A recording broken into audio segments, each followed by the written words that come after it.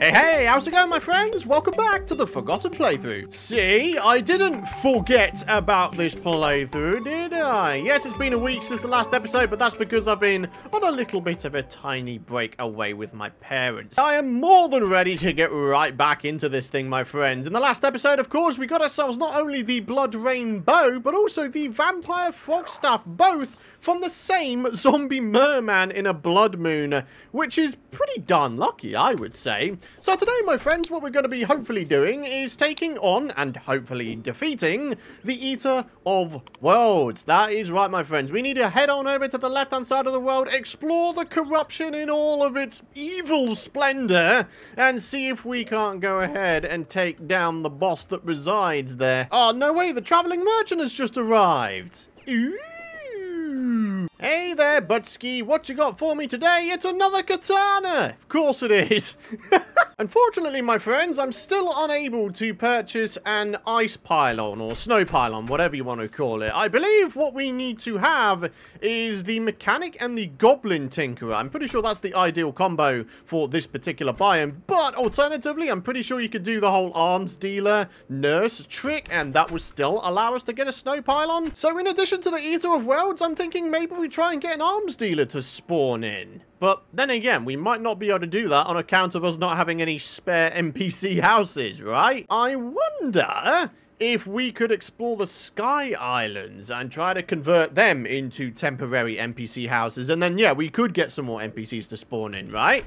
Ah, big brain thinking from your boy. So then, my friends, let's go ahead, grab ourselves some bombs from our house, and we're going to get right on over to the corruption biome. Oh, no way, look at this. We've actually got ourselves archery potions. I didn't realize we had those laying around. We've got thorns right here.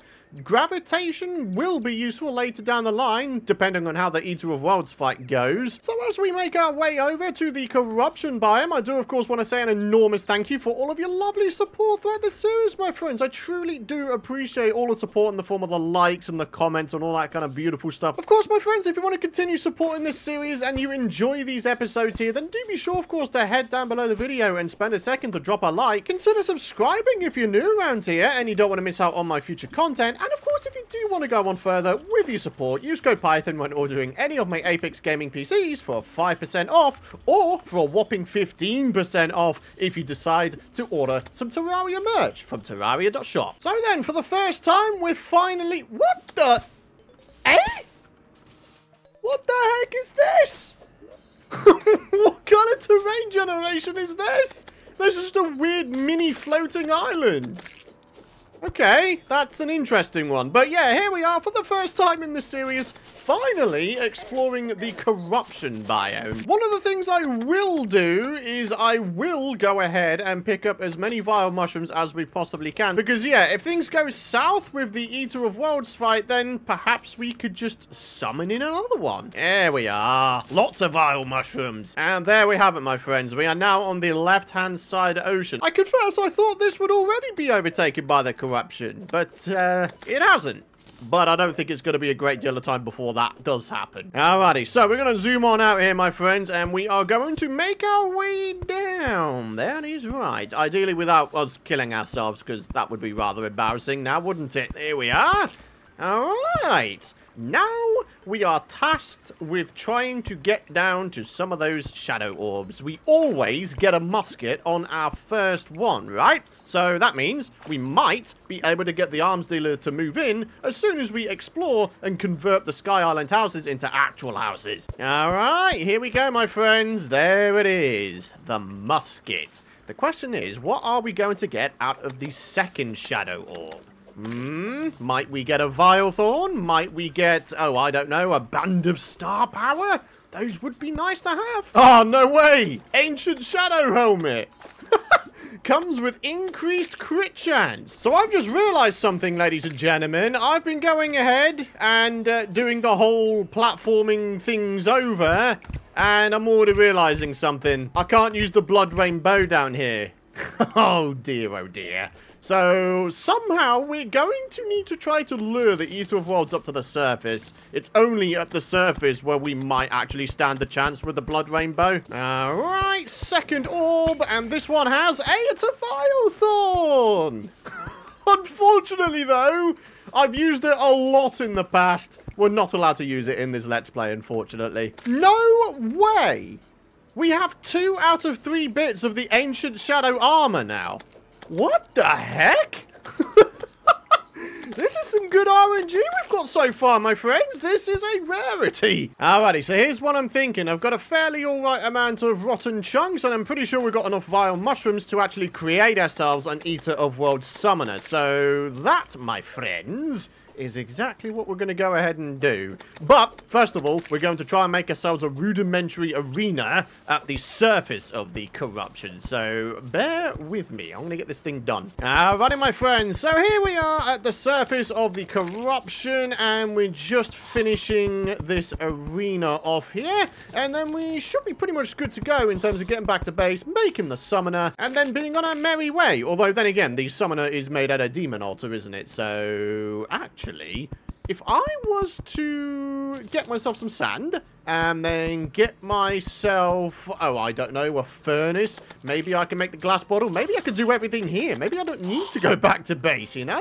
Alrighty, got some sand for the glass. Okie dokie. If I got this all done correct, I should be able to do all of this here. So there we are. There's the furnace. And with the furnace, we're going to get ourselves some glass and therefore glass bottles. So we can therefore make ourselves the vile powder, I do believe. So if I just pop over here, bada bing, bada boom, a little bit of that. And then we pop on in here, and then we do a little bit of this. There we are, 50 vile powder. Even with 50 vile powder, I think that's still only enough to make ourselves 1 Eater of Worlds summoner. So we're going to have to hope that we do a decent job with the Eater of Worlds here, my friends. So here we are, worm food, 30 vile powder, 15 rotten chunks. I almost feel like that should be reduced a little bit. The resource cost for the worm food, that is. I feel like it's a little bit excessive, perhaps. Especially if you don't have any kind of vile mushroom farm, I guess. I don't know, maybe you guys disagree, but never mind. What we're going to do, my friends, is we're pretty much just going to get straight on with this. We are going to buff on up. We're going to put that back in our inventory so we don't accidentally use it.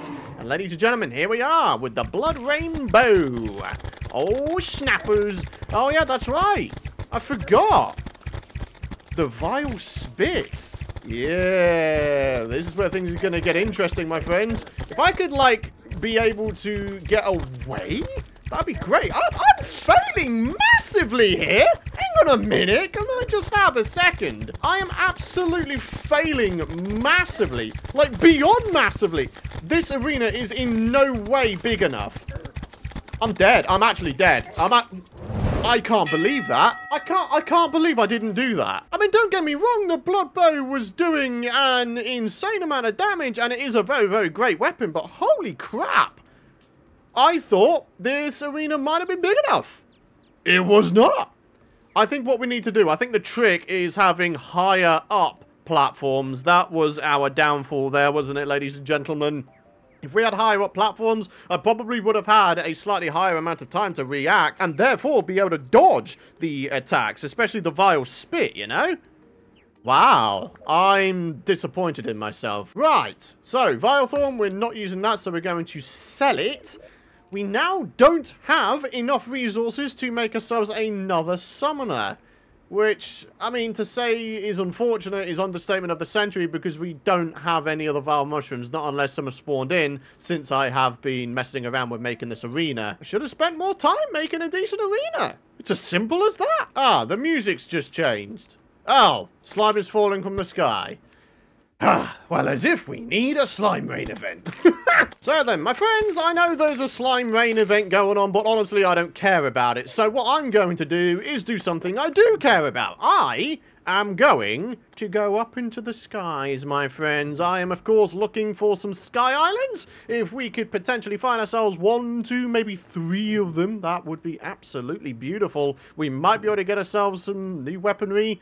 Although I don't know, actually. We're not allowed to use the Star Fury, because that's something I have used a lot of in the past. So yeah, what else can we get? I mean, we can get ourselves the fledgling wings, but they're pretty rare. I guess we shall see what we get, my friends. What is that? That is a Star Fury and also some form of painting. Right, this is now officially... There we are. Oh, missing a light source. So if I do that...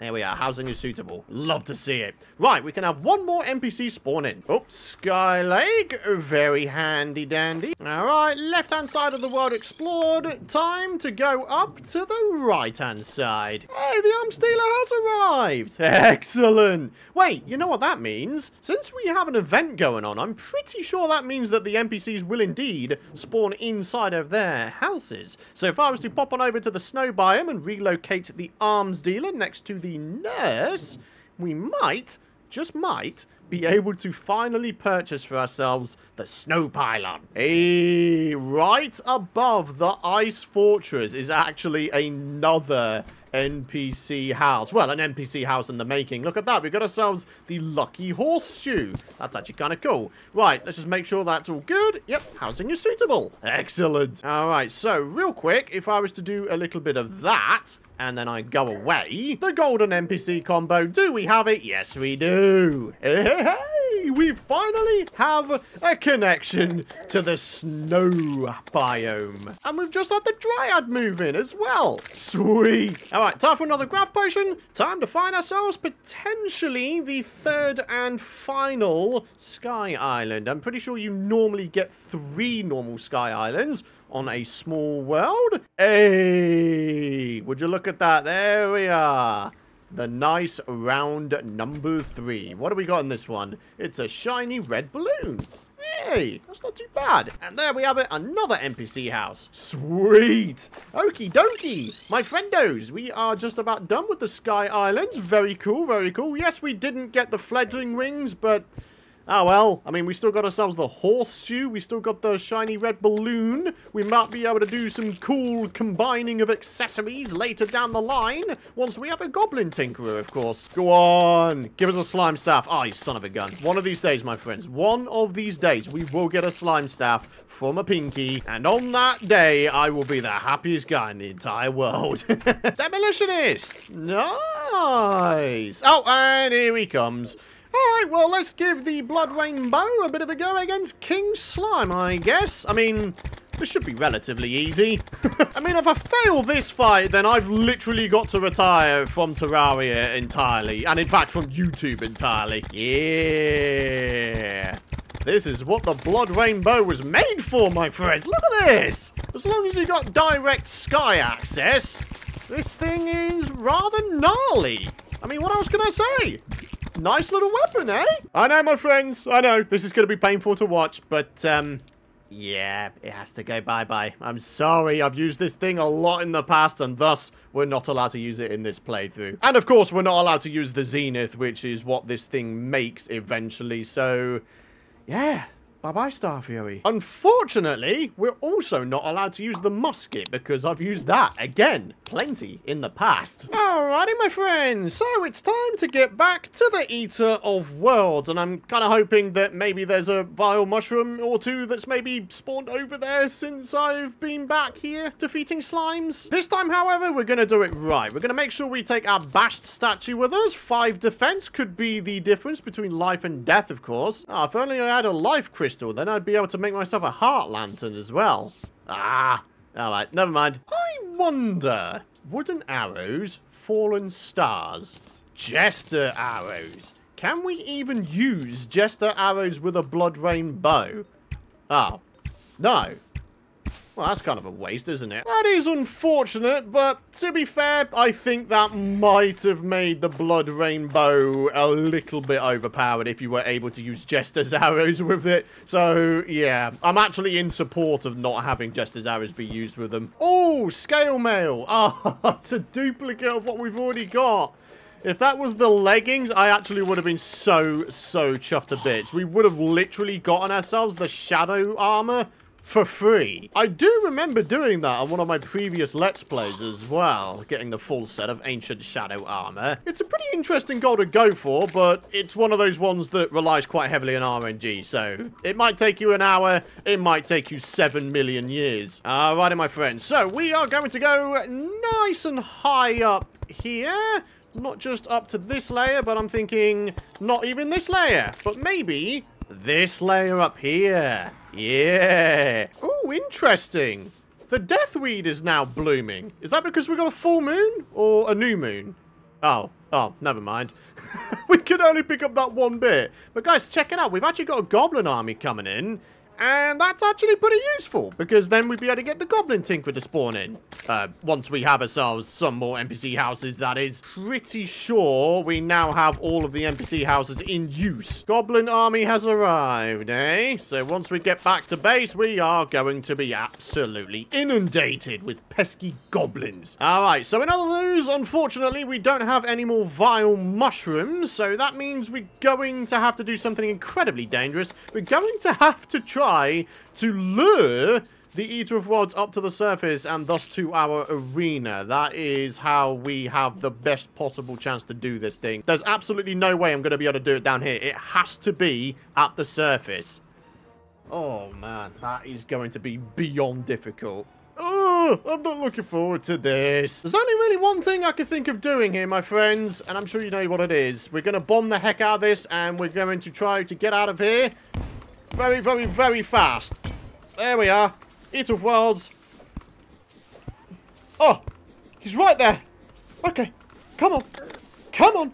Let me out. Let me out. Let me out. Let me out. Okay, there we are. There we are. And whoa, there we are. Buffs are activated. Ladies and gentlemen, let's try to do this thing and actually succeed this time. That would be very, very nice. There we are.